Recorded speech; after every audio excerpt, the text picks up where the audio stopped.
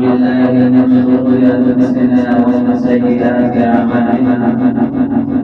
من يهده الله فلا مضل له ومن يضلل فلا هادي له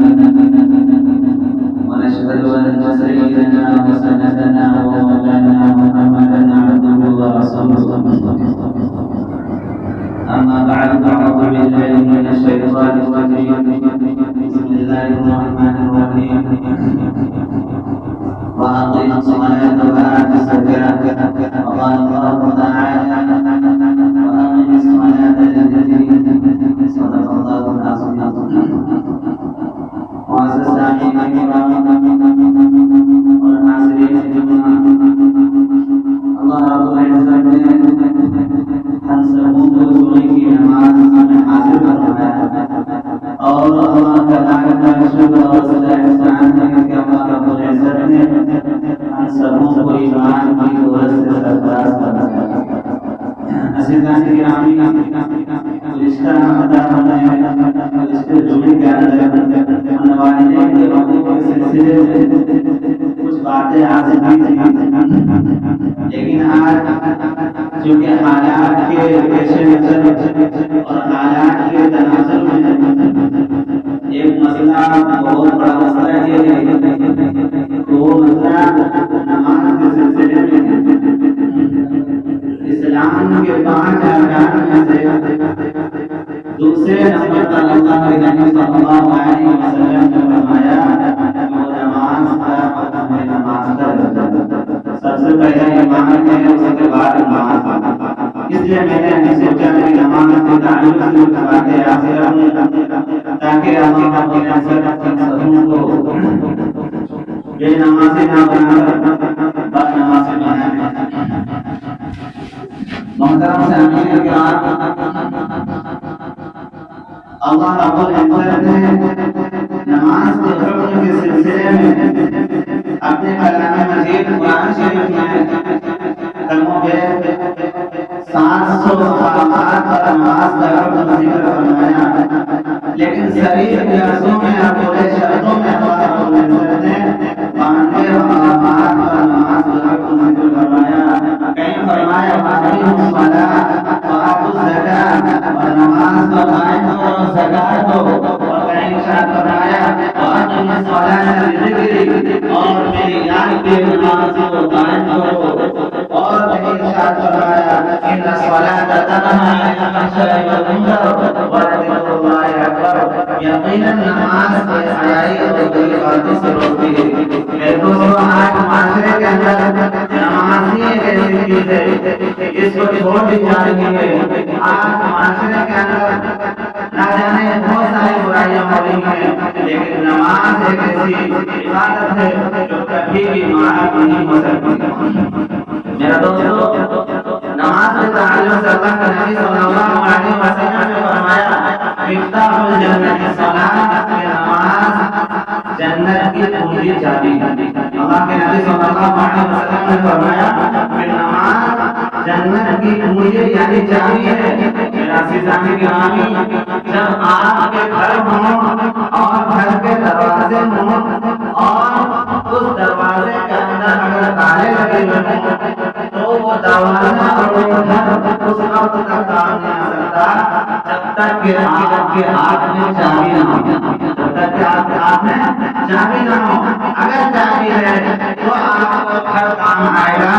تب وہ دروازہ کھلے گا. اس لیے میرے عزیزان گرامی، میرے نوجوانوں، اللہ رب العزت نے فرمایا کہ نماز جنت کی چابی ہے. تو آپ سمجھ سکتے ہیں کہ ہمیں جنت کیسے ملے گی، ہمیں جنت حاصل کیسے ہوگی، جنت ہمیں میسر کیسے ہوگی. اللہ کے نبی صلی اللہ علیہ وسلم نے بتا دیا الصلاۃ مفتاح الجنت الصلاۃ، نماز جنت کی چابی ہے. میرے دوستو، آج ہمارے معاشرے کے اندر نماز کے لیے معمول وقت اذان بھی جاتی ہے اور نہ جانے ہم کتنے کاموں میں مشغول ہو جاتے ہیں اور نہ جانے کتنے چیزوں میں ملوث ہو جاتے ہیں اور دنیا کی چیزوں میں ملوث ہو جاتے ہیں. اللہ کے نبی صلی اللہ علیہ وسلم نے فرمایا من ترک الصلاۃ متعمدا فقد کفر، جس نے جان بوجھ کر نماز کو چھوڑ دیا اس نے کوفر والا عمل، اس نے جان بوجھ کر نماز کو چھوڑ دیا، اس نے کوفر والا عمل کیا۔ آپ اپنے اندر اپنے نفس کے اندر محاسبہ کیجیے کہ ہم سے کتنی نمازیں چھوٹ رہی ہیں اور کتنی نمازیں قضا ہو رہی ہیں۔ میرے دوستو، کل قیامت کے دن حشر کا میدان ہوگا، لوگ لفظ جہنم میں ہوں گے اور نہ جانے کتنے لوگ پریشان ہوں گے۔ کل قیامت کے دن لوگ نہ جانے کتنی چیزوں میں پریشان ہوں گے اور لوگ آپس میں تذکرہ کریں گے۔ جنتی لوگ جب آپس میں تذکرہ کریں گے تو کس طرح تذکرہ کریں گے؟ اللہ رب العزت نے فرمایا کہ جنات یتساءلون عن المجرمین، کہ جنتی لوگ مجرموں کے بارے میں سوال کریں گے، ما سلککم فی سقر، تم کو کیا ہو گیا، تمہیں کس چیز نے دوزخ میں ڈال دیا؟ اے دوستو، قالوا لم نکن من المصلین، کہ ہم نماز نہیں پڑھا کرتے تھے، ولم نکن نطعم المسکین، اور ہم مسکینوں کو کھانا نہیں کھلاتے تھے، وکنا نخوض مع الخائضین، اور ہم مسئول رہنے والوں کے ساتھ مشغول رہا کرتے تھے، اور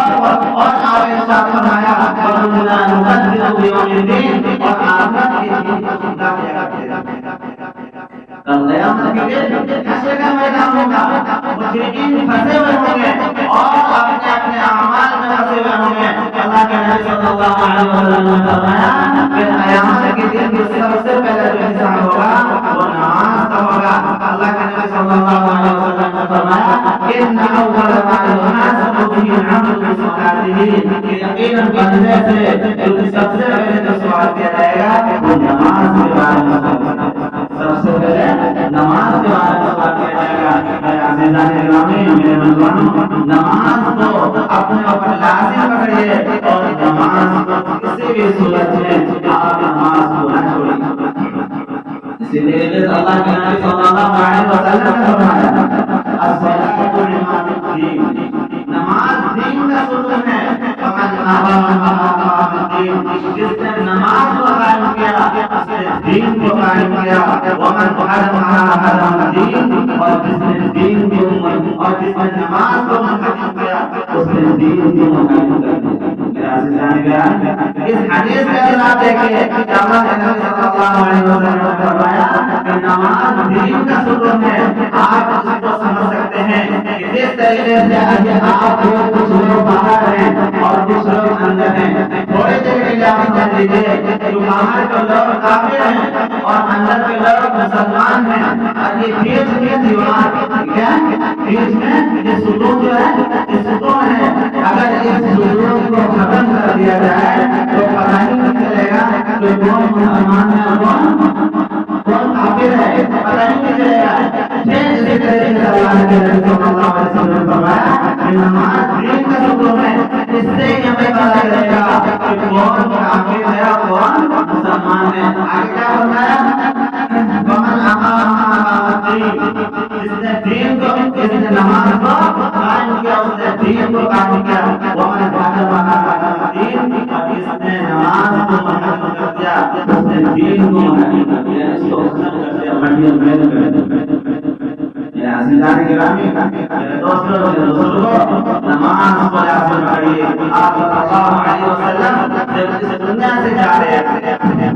جب ان کے موت کا قریب آتے ہیں، اللہ کے نبی صلی اللہ علیہ وسلم کی زبان پر یہ کلمہ ہے الصلاۃ الصلاۃ اتقوا اللہ فیما ملکت ایمانکم، نماز کو لازم رکھو اور اپنے غلام اور بھائیوں کے سلسلے میں اللہ سے ڈرتے رہو۔ اللہ کے نبی صلی اللہ علیہ وسلم جب اس دنیا سے جا رہے ہیں تب بھی الصلاۃ بیان فرما رہے ہیں، تو آخر ہم نماز کو کیوں چھوڑ دیتے ہیں؟ آخر کیا وجہ ہے؟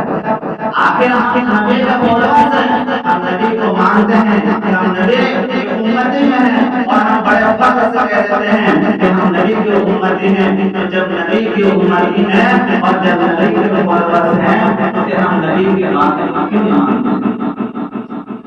میرے عزیز دوستو، بے نمازی کے سلسلے میں ایک بے نمازی کے بارے میں کہا جاتا ہے ایک بے نمازی سے زمین بھی کافی زمین بھی کافی زمین لرزتی ہے اور زمین پناہ مانگتی ہے بے نمازی سے۔ اور وہ کیسے ہمیں پتہ چلے گا کہ کہ زمین پناہ مانگتے ہوئے نمازی سے میرے دوست حضرت عمر رضی اللہ تعالیٰ عنہ کے زمانے میں ایک بوڑھی ماں آپ کی خدمت میں حاضر ہوتی ہے اور کہتی ہے امیر المومنین میرے پاس تیل کی شیشی تھی اور وہ تیل کسی وجہ سے وہ تیل کی شیشی گر گئی اور زمین کے اندر وہ تیل سراغ کر چکا یعنی زمین کے اندر وہ تیل چلا گیا حضرت عمر رضی اللہ تعالیٰ عنہ فرماتے ہیں کوئی بات نہیں تیل تو دوسرا بھی مل سکتا ہے کیا بات ہے کوئی بات نہیں لیکن بوڑھی ماں کہتی ہے کہ تیل مجھے نہیں چاہیے اس لیے وہ تیل بہت زیادہ قیمت کا تھا حضرت عمر رضی اللہ تعالیٰ عنہ اپنے دستے مبارک سے ایک پنجی اٹھاتے ہیں اور اس پنجی کے اندر کچھ کلمات لکھتے ہیں اور وہ اچھے اس بوڑھی ماں کے ہاتھ میں دے دیتے ہیں اور کہتے ہیں کہ بوڑھی ماں اس پنجی کو اس جگہ لے جانا جس جگہ پہ تمہارا تیل گرا وہ بوڑھی ماں چلی جاتی اور جانے کے بعد بوڑھی ماں جہاں پہ تیل گرا تھا اس جگہ پہ وہ رکھتی میرے دوستو زمین کیونکہ بے نمازی سے زمین لرزتی ہے زمین کانپتی ہے زمین کھپڑاتی ہے اور زمین کے اندر کپی تاری ہو جاتی ہے میرے دوستو ایک بے نمازی کا حساب اور ایک بے نمازی کا اعمال آپ تصور نہیں کر سکتے وہ بوڑھی ماں اس بچے کو زمین پر ڈال دیتی ہے اور وہ تیل ابلنا شروع ہو جاتا ہے لوگ حیران شرطر ہو جاتے ہیں لوگ بہت تعجب کرنے لگتے ہیں کہ آخر وجہ کیا ہے اس پرچے کے اندر اتنا درد کہاں سے آیا اس کے اندر کیپیسٹی کہاں سے آئی اس پرچے کے اندر آخر لکھا ہوا کیا ہے جب اس پرچے کو دیکھتے ہیں حضرت عمر رضی اللہ تعالیٰ عنہ نے اس میں لکھا جو لکھا تھا اس کے اندر یہ لکھا تھا کہ اے زمین اگر تم نے اس زمین اے زمین اگر تم نے تیل کو نہیں الحمدللہ تیل کو نہیں جلا ہوا تو اس زمین کے اندر اور اسی جگہ تمہیں بے نمازی کو سمجھ ہوگا دوستو یہ بے نمازی کا انجام ہے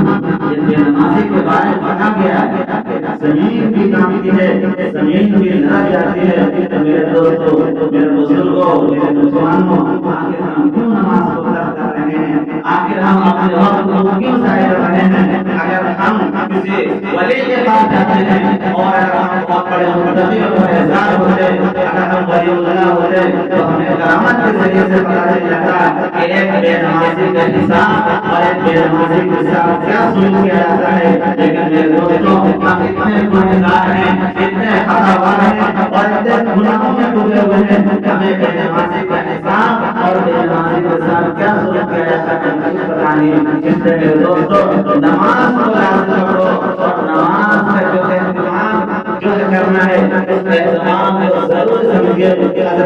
حضرت ابراہیم علیہ السلام کو فرما رہے ہیں ربی اجعلنی مقیم الصلاۃ ومن ذریتی ربنا وتقبل دعاء حضرت ابراہیم علیہ السلام دعا فرماتے ہیں اے اللہ مجھے اور میری اولاد کو نماز کا اہتمام کرنے والا بنا ہم نمازوں میں دعا کرتے ہیں میرے دوستو ہر نماز میں دعا کرتے ہیں رب اجعلنی مقیم الصلاۃ ومن ذریتی ربنا وتقبل دعاء اے اللہ مجھے بھی اور میری اولاد کو بھی نماز کا اہتمام کرنے والا بنا دیجیے دوستو اس دعا کا اثر کیوں نہیں ہو رہا آخر وجہ یہ ہے کہ ہماری زبان کے اندر کوئی تاثیر نہیں ہے ہماری زبان کے اندر کوئی تغیر نہیں ہے جس سے ہماری دعا قبول ہو جائے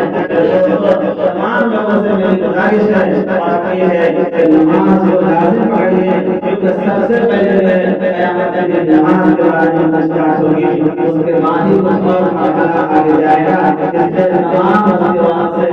گزارش سمجھ لیجیے اپیل سمجھ لیجیے بیت سمجھ لیجیے تمام چیزیں سمجھ لیجیے اور لازم پڑھیے نماز کو دنیا کی ساری چیزیں مٹی میں میل ہو جائے گی یہ زمین اور یہ آسمان سارے ختم ہو جائیں گے اور یہ تمام کی تمام چیزیں ختم ہو جائیں گے قیامت کے دن ایک انسان کو اٹھایا جائے گا اور اس سے جو سوال کیا جائے گا سب سے پہلے ایمان کے بارے میں اگر اس کے پاس ایمان ہے تو ٹھیک اور نہیں تو پھر اس کو دوزخ میں ڈال دیا جائے گا اگر ایمان ہے تو ایمان کے بعد جس طرح سے پہلے سوال کیا جائے گا اور نماز کے بارے میں آپ اپنے اندر سوچیے، محاسبہ نفس کیجیے، تنہائیوں میں سوچیے کہ ہم سے نماز کتنی زیادہ ہو رہی ہے اور کتنی بدعت ہو رہی ہے۔